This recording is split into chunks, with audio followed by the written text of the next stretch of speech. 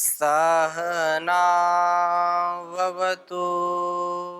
सहनौ भुनक्तु सह वीर्यं करवावहै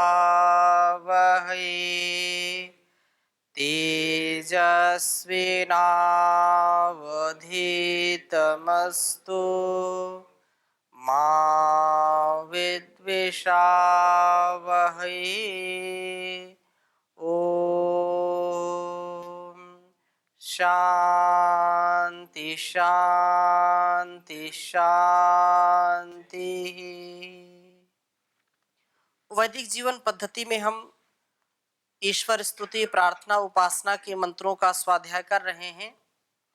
3 मंत्र पूरे हो गए थे, चौथे मंत्र की चर्चा चल रही थी और चौथे मंत्र में जो बात कही है कि यह प्राण तो निमिषतो महित्वैक इद्राजा जगतो बभूव य ईशे अस्य द्विपदश्चतुष्पदः कस्मै देवाय हविषा विधेम। इस मंत्र का हम स्वाध्याय कर रहे हैं और चर्चा चल रही थी यह प्राण तो जो परमपिता परमेश्वर है वह प्राणों का भी प्राण है। उस परमात्मा के द्वारा ही इस संसार में प्राणी रूप और अप्राणी रूप, चर और अचर के रूप में संसार हमको दृष्टिगोचर हो रहा है। अतः उस परमात्मा का हम धन्यवाद करें, बार बार, हजारों बार, लाखों बार भी हम उसकी स्तुति प्रार्थना उपासना करने में थके नहीं, रुके नहीं। एक प्रभु की लगन में लग करके अनुष्ठान की भांति सतत इसका अभ्यास करते रहें, क्योंकि उसकी विशेष भक्ति हमारे गुणकर्म स्वभाव से होगी, अच्छे संस्कारों से, अच्छे कर्मों से होगी उसकी भक्ति। उसकी भक्ति के लिए ये आवश्यक नहीं है कि आप किसी स्थान विशेष, देश विशेष में जाएं। अंतःकरण में वो रहता है, हृदय की गुफा में रहता है, मन मंदिर में रहता है। ये देह ही हमारी ये देह क्या है? देवालय शिवालय है। उसको खोजने की कहीं जरूरत नहीं है। अपने मन, वाणी और व्यवहार को अच्छा करें तो उसकी भक्ति विशेष होगी। उसकी भक्ति के लिए कोई घंटा घड़ियाल की आवश्यकता नहीं है। हाँ, वो एक अलग प्रक्रिया है, अलग विधान है कि उससे भी उस उत्साह आता है, स्फूर्ति आती है। इसलिए परमात्मा की विशेष भक्ति कैसे होगी? हमारे अच्छे संस्कार से, हमारे अच्छे स्वभाव से। कर्म ही पूजा है और जिसने कर्म नहीं किया, स्वधर्म का पालन नहीं किया, तत्व दर्शन जिसने नहीं किया, आत्मदर्शन जिसने नहीं किया है, वह कभी भी कल्याण को प्राप्त नहीं हो सकता है। इसलिए अपने कर्मों की महिमा को हम गाएं और उस परमात्मा जो सबका प्राण है, उस परम पिता परमेश्वर की विशेष भक्ति किया करें। ईश्वर स्तुति में बहुत सुंदर प्रार्थना है। हे प्रभु परम पिता, तुम गुणों की खान हो, तुम अनादि, तुम अनंत, पूर्ण, तुम महान हो। हे प्रभु परम पिता, तुम गुणों की खान हो, चंद्र सूर्य से विशाल लोक तुम में है बसे, प्राणियों के प्राण तुम सर्वशक्तिमान हो। हे प्रभु परम पिता, तुम गुणों की खान हो। कौन ऐसा कर्म है जो छिपाया जा सके, सब जगह सदैव जब आप विद्यमान हो। तुम अनादि तुम अनंत, पूर्ण तुम महान हो। नित्य भोजनादि से प्राणियों को पालते, तुम विधाता दाता तुम दया निधान हो। हे प्रभु परम पिता, तुम गुणों की खान हो।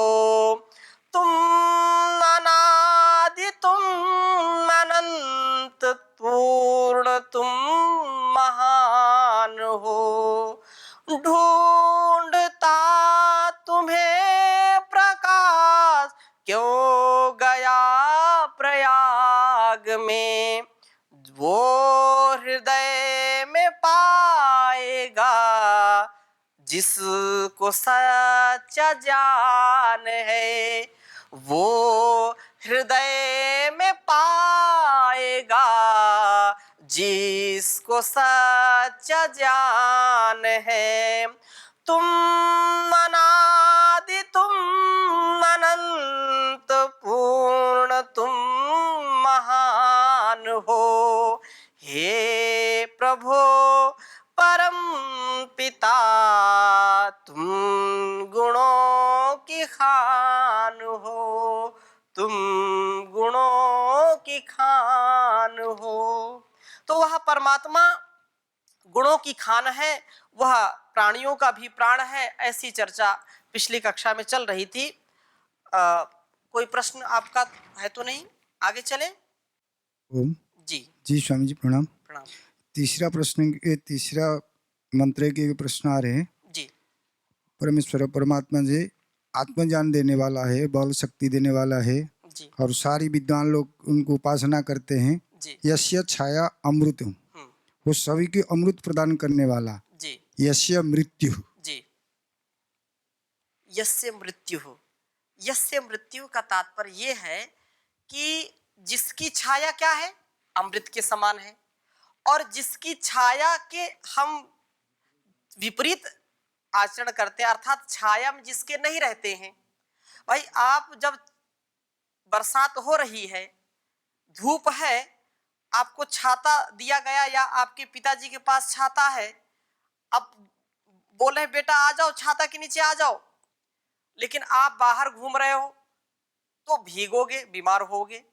उसकी छत्र छाया में आना अर्थात उसकी आज्ञा का पालन करना, वेद आदि शास्त्रों के दिए गए उपदेश आदेश संदेश को आत्मसात करना ही उसकी छाया है। और उसको न मानना मृत्यु का कारण होता है, अर्थात उसके विपरीत आचरण करना। जैसे करेंगे वैसे मिलेगा। तो जी जरूर। तो कर्म के अनुसार तो फल मिलता है। जी तो यस्य मृत्यु, यस्य मृत्यु का तात्पर्य यही वो है, तो कारण नहीं हो ना। ये कारण है, कारण के बिना कार्य नहीं होता है। जी जैसे मैंने उदाहरण दिया, एक उदाहरण समझ में आ जाएगा तो सब जगह वो फिट हो जाएगा, और एक उदाहरण समझ में नहीं आया तो फिट नहीं होगा। जैसे घर क्यों बनाते हैं हम? आपसे हम प्रश्न करते हैं कि घर क्यों बनाते हैं, बाहर क्यों नहीं रह सकते? आप बोलिए। आपसे हम प्रश्न कर रहे हैं कि घर क्यों बनाते हैं? आप इतने ये बढ़िया सी छत बनी हुई है, कितना अच्छा आलीशान मकान है, तो इसको क्यों बनाया आपने? सुविधा में रहने के लिए। सुविधा में रहने के लिए। और यदि नहीं बनाते तो? सर्दी ठंडी में वर्षा में बचते। हाँ बिल्कुल सही बात है। तो यदि हम घर नहीं बनाते तो सर्दी भी लगती, गर्मी भी लगती, धूप भी लगती, बरसात भी लगती। तो इसकी छत्र छाया में हो ना, मकान के छाया में आप रहते हो, तो क्या है, हम हर प्रकार के जो है बाहर के वातावरण जो हमारे लिए अनुकूल नहीं है उससे हम क्या है बचे रहते हैं। और ये कोई बोले कि नहीं ये तो कारण है, कारण के बिना तो कारण तो उपस्थित करना पड़ेगा ना। तो ये जो मकान आलीशान जो मकान बनाया है आपने अपनी सुख सुविधा और सुरक्षा के लिए बनाया है। जी ऐसे ही उस परमात्मा ने आज्ञा दी है कि अपने शरीर को सुरक्षित रखिए, अपने तन, अपने मन, अपने धन को सुरक्षित रखिए और उससे जो है आप जो अपने उद्देश्य के लिए संसार में आए हैं उसको पूरा कीजिए। अच्छा अब आप बोले हम नहीं करेंगे जी, तो आप यदि जिद करें कि नहीं हम तो मकान में नहीं रहेंगे, तो आप मकान में नहीं रहेंगे तो सर्दी, गर्मी, बरसात, धूप, छाया जो बाहर की है या बाहर का जो वातावरण है उससे आप बच नहीं सकते, वो आपको प्रभावित करेगा। आप दुखी होंगे, आपका शरीर जो है रुग्ण होगा, बीमार होंगे और फिर वो जो उद्देश्य जिस उद्देश्य से आप संसार में आए हैं वो पूरा नहीं होगा, क्योंकि धर्म अर्थ काम मोक्षाणाम आरोग्यम मूलम उत्तमम। आरोग्यता के लिए हम मकान में रहते हैं, ऐसे ही तन मन की आरोग्यता के लिए, मानसिक स्वास्थ्य के लिए और शारीरिक स्वास्थ्य के लिए वेदों की आज्ञा का पालन करना अर्थात ईश्वर के द्वारा बताए गए संविधान का आचरण में उतारना ही उसका अमृत तत्व है। नहीं उतारेंगे तो दुख भोगेंगे। ठीक जी है जी स्वामी जी। तो आगे हम चल रहे हैं। चर्चा चल रही थी कि वह प्राणों का प्राण है और एक बात प्रसंग चल रहा था कि यह निश्चित रूप से हम 6 अवस्थाओं में अनुबंधित रहते हैं, अर्थात 6 अवस्थाओं में व्यक्ति का जो है समावेश हो, 6 अवस्थाओं से होकर के ही गुजरता हो। तो मैं इसको लिख देता हूं, बहुत अच्छा है प्रसंग, इसको आप समझ लीजिए। निरुक्ताकार ने कहा है कि जायते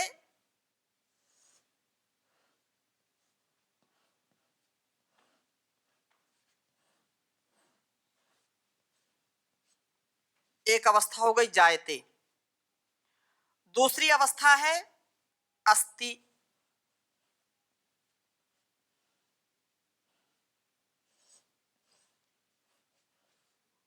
हाँ जायते और अस्ति, जायते अस्ति विपरिणमते,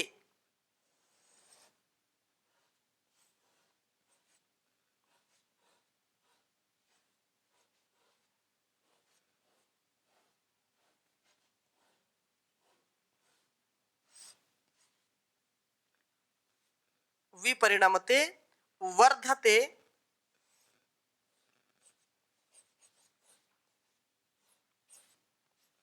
वर्धते और अपक्षीयते विनश्यति, अपक्षीयते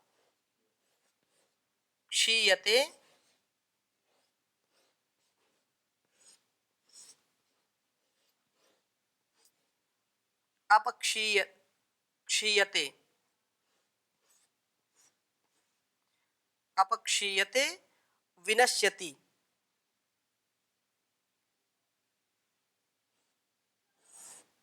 इन 6 अवस्थाओं से हमारा सामना होता है।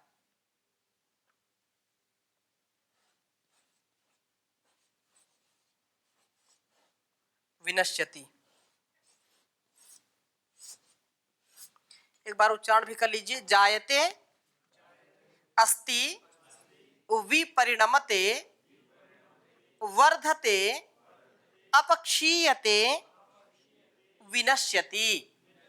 जायते अस्ति विपरिणमते वर्धते अपक्षीयते विनश्यति।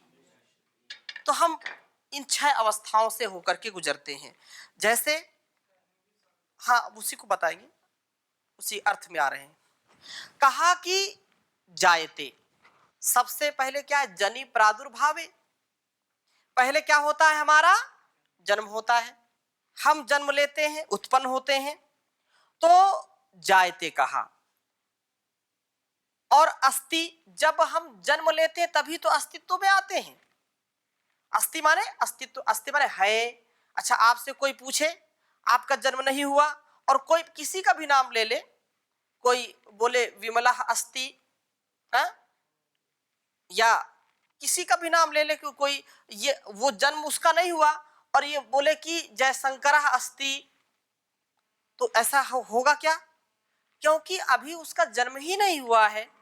जन्म होने पर ही उसका हम ये कहेंगे इसका अस्तित्व है। हाँ, मतलब उपस्थित, जब वो दृश्यमान हो, दिखाई पड़ रहा हो, या अभी दिखाई नहीं पड़ा लेकिन अस्तित्व है। जैसे यहाँ पर अभी कोई ब्रह्मचारी नहीं है, उसका आप नाम लीजिए कि यह है ब्रह्मचारी। हाँ, ब्रह्मचारी कृष्ण मिलन अस्ति, कृष्ण मिलना अस्ति, तो यहाँ पर तो नहीं है लेकिन वो है कि नहीं, संसार में है कि नहीं, गुरुकुल में भी है, संसार में भी है। तो ये अब लक्ष्मी धर्म महोदय नास्ति, अब नास्ति मतलब यहां नहीं है लेकिन बाहर है कहीं। अब लक्ष्मीधर अस्ति अर्थात उसका अस्तित्व है। जन्म नहीं होता तो हम उसका नाम नहीं ले सकते, उसका अस्तित्व होने पर ही अस्ति अर्थात उसकी सत्ता है।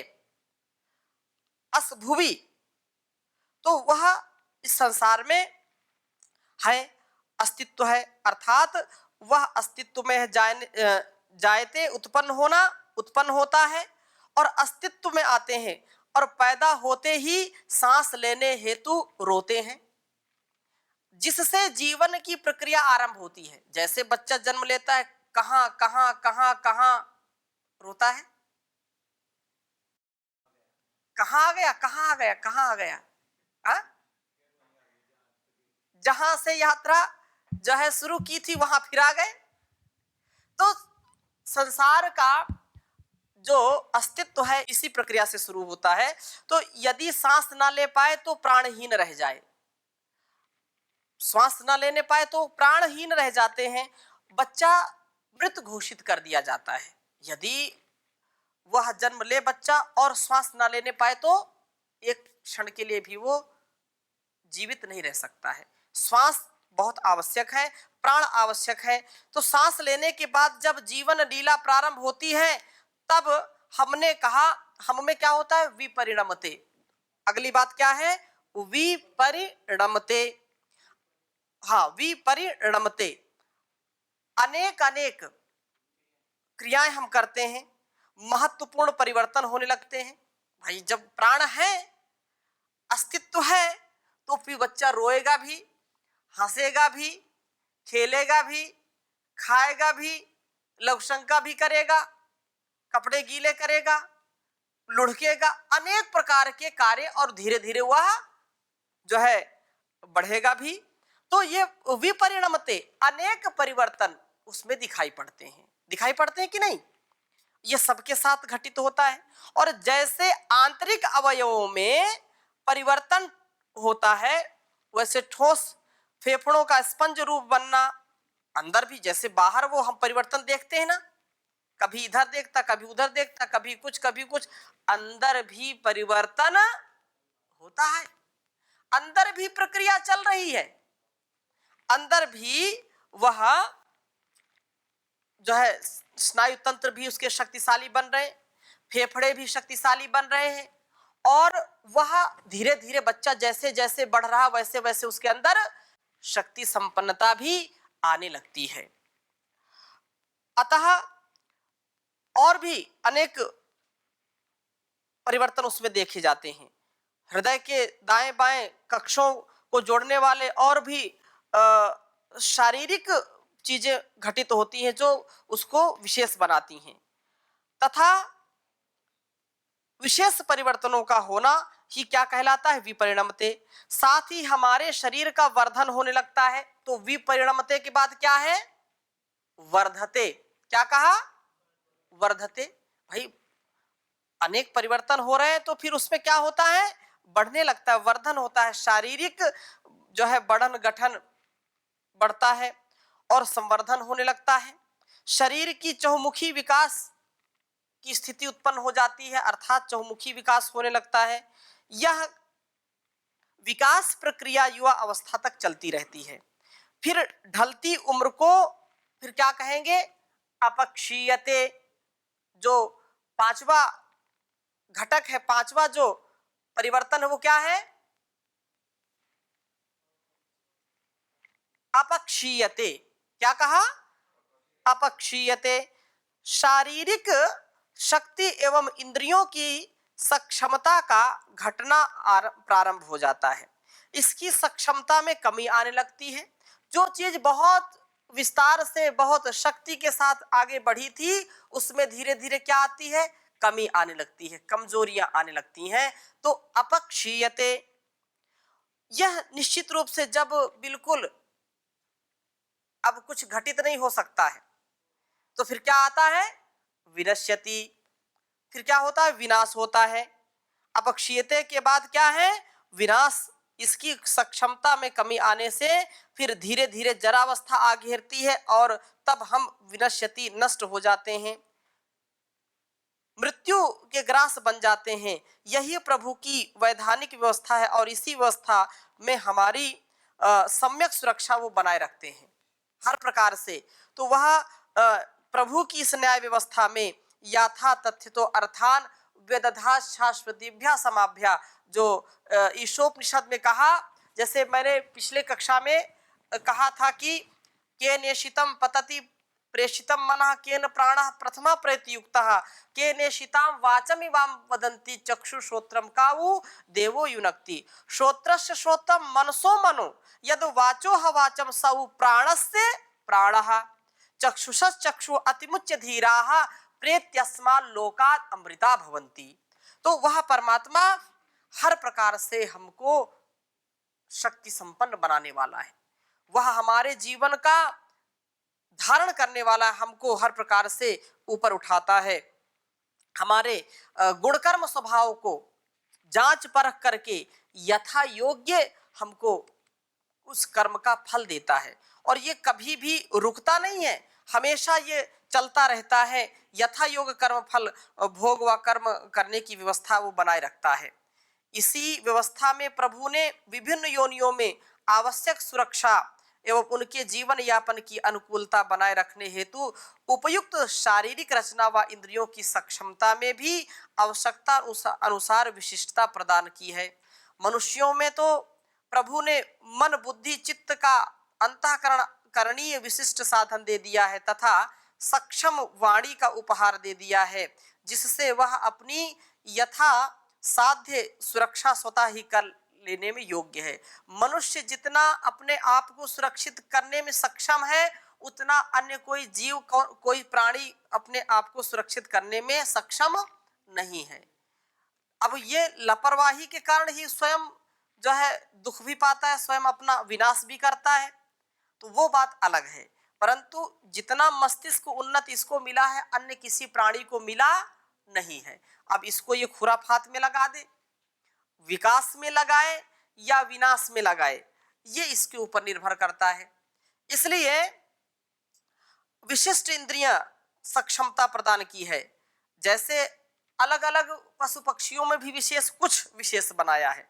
जैसे गरुड़ को विशेष जो है तीव्र दृष्टि दे दी है और बहुत ऊंचाई से भी वह पृथ्वी पर देख सकता है, और जब कि मनुष्य नहीं देख पाता।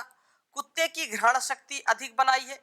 कुछ कुछ पशु पक्षियों में कुछ विशेष बनाया है, लेकिन जो संस्कार है, जो विवेक है, जो मनन करने की शक्ति है, वो अन्य किसी में दी नहीं है, केवल मनुष्य में है। इसलिए मननात् मनुष्य, इसीलिए उसको मनुष्य कहते हैं। जैसे घ्राण शक्ति कुत्ते में है, वैसी मनुष्य में नहीं है। जैसी दृष्टि ताक्ष में जो गरुड़ में है, वैसी मनुष्य की आंखों में वैसी रोशनी नहीं है, वैसा सामर्थ्य नहीं है, वह इतनी जो है प्रबल शक्ति में नहीं है। कुत्ते की जो है घ्राण शक्ति, सूंघने की शक्ति बहुत प्रबल है, और वो यहाँ संसार में देखते हैं CID कुत्ता ऐसे बोलते हैं ना, वो सुरक्षा वाले भी रखते हैं, हाँ आर्मी वाले भी रखते हैं। तो कुत्ता सोता इतना सजग रहता है कि दूर की हल्की सी आहट पर जाग करके उठ करके भौंकने लगता है, ये भी हमने देखा है। और पशु पक्षी स्वतः ही सक्षम होते हैं। कुत्ते, घोड़े, गाय, बकरी, हिरन शेर, चीते आदि के बच्चे अपने आप ही तैरने लगते हैं। ये तो पिछली कक्षा में भी चर्चा की थी हमने। जबकि यह मनुष्य का जो शिशु है, नवजात शिशु, ये तैर नहीं सकता है। तो ऐसा सामर्थ्य उस परमात्मा ने हमको दिया है कि हम उस ईश्वर की जो विशेष भक्ति है वो प्राण हमको देता है। हमारे शरीर में एक एक अंग को इतना वैज्ञानिक ढंग से बनाया है, इतना सबल बनाया है कि उससे हम यदि अपने जीवन में उन्नति प्राप्त करना चाहे तो उन्नति मिलेगी, और अगर आलस्य प्रमाद करेंगे तो अवनति भी मिलेगी। इससे हमको सजग और सावधान रहना चाहिए, क्योंकि इस मंत्र में बहुत विशेष बात कही है कि वह महत्वैक इतः इकः राजा जगतो बभूवा। वह अपनी महिमा से एकमात्र इस जगत का स्वामी है, संरक्षक है। और कस्मै देवाय हविषा विधेम, उस सुख स्वरूप देव की हम सदैव आराधना उपासना करें, उसकी पूर्ण श्रद्धा के साथ अपनी समस्त सुकर्म संपत्ति से। ध्यान दीजिए, हविषा विधेम, पूर्ण श्रद्धा से अपनी समस्त सुकर्म की संपत्ति से उसको जो है प्रसन्न करें। अर्थात जो कुछ भी मैंने अपने मनसा वाचा कर्मणा जो भी किया है वो परमात्मा को, प्रभु को समर्पित करते हुए अपने जीवन को जिए, जिससे वह हम उसकी विशेष भक्ति हम करते हैं, क्योंकि इसके बिना और कोई उपाय नहीं है। वह परमपिता परमेश्वर जिसकी सत्ता, जिसकी व्यवस्था में हम रहते हैं, कोई भी दुनिया का व्यक्ति उससे भिन्न नहीं हो सकता, पृथक नहीं हो सकता है। अतः उसकी हम भक्ति करें। बार बार इसका चिंतन करने से क्या होगा, हमारे अंदर उसके प्रति कृतज्ञता का भाव आएगा। और महर्षि दयानंद लिखते हैं कहीं कि संसार में सबसे बड़ा पुण्य क्या है, कृतज्ञता। कृतज्ञता सबसे बड़ा पुण्य है, कृतज्ञता सबसे बड़ा पाप है। उर्दू भाषा में कहें एहसान फरामोशी, हाँ, जो एहसान फरामोश है वो सबसे ज्यादा बड़ा पापी होता है। तो परमात्मा ने कितना अनमोल ये जीवन दिया है, उसका हम यदि ध्यान नहीं करते हैं तो निश्चित रूप से हमारा कभी कल्याण नहीं होगा। इस कल्याण के लिए सतत उसका चिंतन मनन करते रहें और दूसरों को भी इसके लिए प्रेरित करें। इसके लिए जब, क्योंकि सत्य के मार्ग पर चलना और दूसरों को भी चलाना, ईश्वर भक्त बनना, दूसरों को भी बनाना, सत्य बोलना दूसरों के लिए, दूसरों को भी सत्य के लिए प्रेरित करना, यही तो है ना कि अपने को जो है तरना भी है और दूसरों को भी तारना है। कुछ लोग मरते रहते दूसरों को मारते रहते हैं, तो मरना मारना नहीं है, तरना और तारना है। सबको जो है योगी निरोगी सदुपयोगी बनाना है, तो अपने जीवन को ऐसा बनाएंगे। तो आज की कक्षा को यहीं पर विराम देते हैं, इसकी चर्चा और अगली कक्षा में करेंगे। ओम शांति शांति शांति।